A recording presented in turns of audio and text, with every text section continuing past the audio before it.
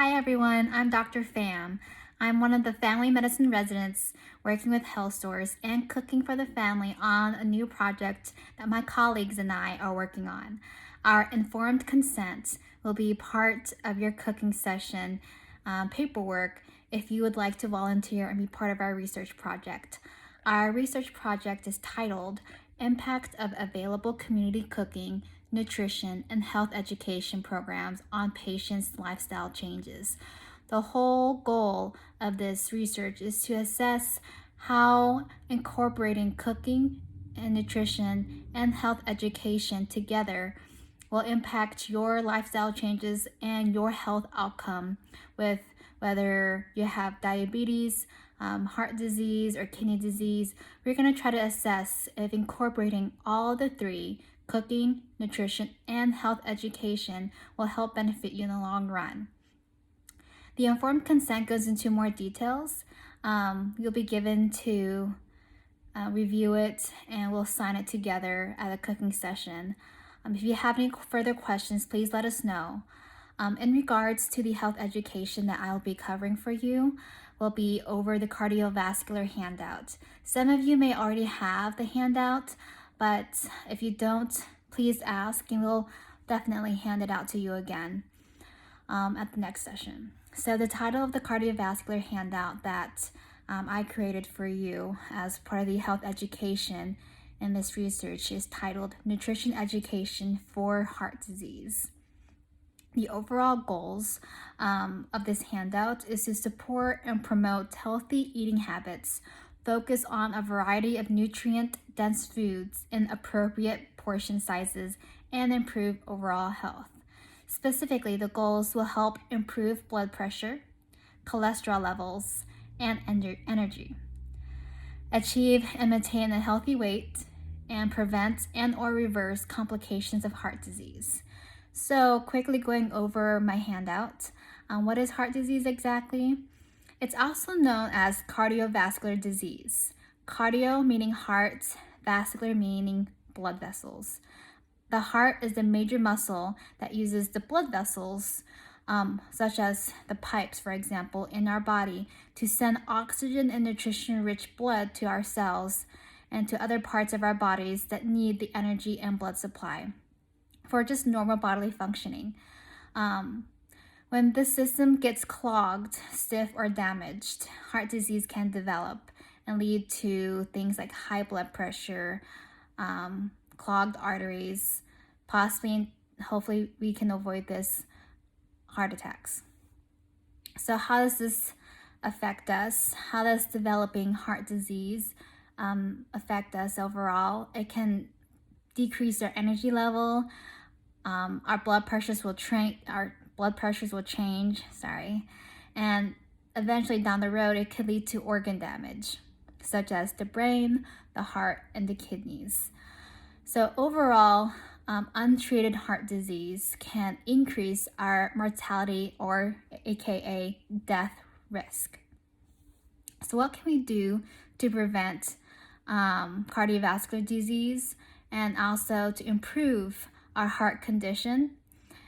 According to the American College of Cardiology, also known as ACA, and the American Heart Association, known as AHA, they both recommend starting lifestyle management that involves a healthy diet and exercise to reduce heart disease risk and reduce body weight and manage blood cholesterol. Healthy diets in general that are well managed can be learned through nutritional eating and eating more home-cooked meals. So the diet and our lifestyle is important because a lot of meals can be cooked at home, and processed or preserved foods are commonly found in packaged desserts, canned foods, and pre-cooked frozen meals, or even the fast food restaurants. They tend to have high sodium and or sugar and high calorie foods with minimal nutritional value. Examples with meat, such as red meat, Examples of red meat includes beef, pork, lamb, and goat. They frequently have more fat. So when you do choose to eat meat, whether it's red meat or white meat, please try to focus on leaner cuts of meat. When I'm referring to white meat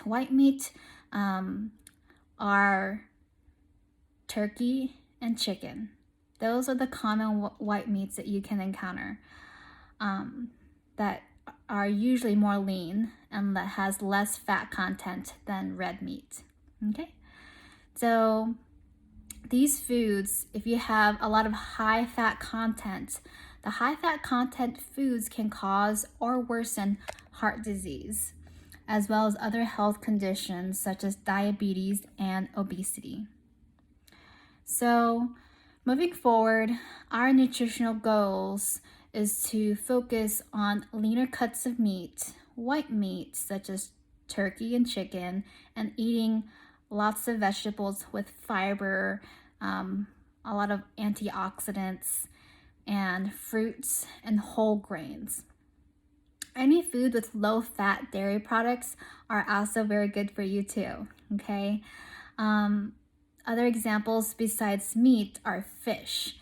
Fish, legumes like beans, and non-tropical vegetable oils and nuts are all good nutritional value foods in a diet that can be very beneficial.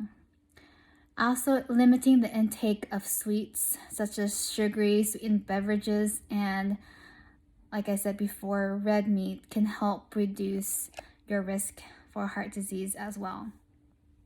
The different types of diets that I've looked into and have provided some examples and links in the handout includes the DASH diet. The DASH diet stands for Dietary Approaches to Stop Hypertension. The second diet that is very helpful that we can consider is the Whole Foods Plant-Based Diet, also known as WFPB. The third diet that's recommended and very common is called the Mediterranean diet. So those three diets are very helpful in helping maintain heart disease and preventing heart disease. Healthy lifestyle diets. So these diets overall have had research show to lower cholesterol, lower blood pressure, and improve overall health and weight loss benefits. So we can always try one of these diets or a combination of the three. There's not one more superior than the other, so you can pick what best works for you, and overall, anything with moderation is good, okay? An important note for heart disease and prevention includes limiting our salt intake. We talk a lot about salt, and the numerical number, the number that we recommend in lowering our risk for heart disease includes consuming no more than 1 teaspoon of sodium a day. If you are able to make do with half a teaspoon a day, that has also shown to have even a greater reduction in blood pressure long term. So achieving these goals by reducing our sodium intake to 1 teaspoon or even better, half a teaspoon a day can greatly impact your blood pressure and long-term health, heart health. And in my handout, there's visual pictures of what the salt teaspoons look like. So you can always refer to that. And further detail of measuring common measurements for salt when cooking includes a pinch of salt. When you pinch of salt, that's estimated to be about 1/16 of a teaspoon. And then a dash of salt is a little bit more, is considered 1/8 a teaspoon. So a pinch is salt between your thumb and your finger. So that's 1/16, and 2 of those will be considered a dash of salt. So examples of food that are under the DASH diet and Whole Foods plant-based diet, and the Mediterranean diet includes a lot. They both have a commonality of eating high vegetable foods, high vegetable meals. There's a pyramid and for the DASH diet, and the second page has a lot of examples of the types of food, but it's not limited to the list that I provided in the handout. The Whole Foods plant-based diet is can be a little bit misleading when it says plant-based diet. It is not a vegetarian diet. It's a diet that emphasizes more on plant-based foods with a limitation on meat. So don't worry about avoiding meat completely with this diet. It's just referring to limiting the amount of meat that you intake and having the majority of your meal consist of vegetables, plants, and other sources of protein like yogurt, beans, etc. Okay? So if you have any questions about the different diets, I provided links on the third page of where you can find more information about the different diets.